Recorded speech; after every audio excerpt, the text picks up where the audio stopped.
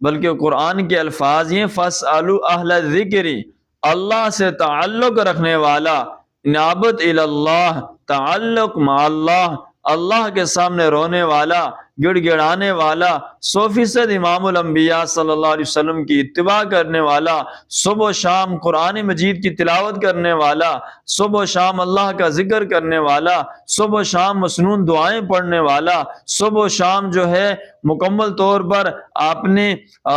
غریبوں اور مسکین اور یتیموں کے ساتھ ہمدردی رکھنے والا، تقوی رکھنے والا، سخی، یہ وہ عالم کی صفات ہیں جس کو اہل ذکر کہا گیا ہے۔ ان سے مسئلہ پوچھنا، نہ کہ تھوڑی سی عربی جان کر سوشل میڈیا پہ بیٹھنے والا ہر آدمی جو ہے وہ تمہارے لیے عالم ہو جائے گا۔ اللہ رب العزت ہمیں علم، اہل علم سے سیکھنے کی توفیق نصیب فرمائے۔ اگر انسان یہ کہے کہ ابھی مدرسے میں پڑھنا ضروری نہیں ہے، تو پھر بہتر یہ ہے کہ آپ آپریشن کرانے کے لیے ڈاکٹر کے پاس نہ جائیں، ڈاکٹر سے بڑی سوئی اور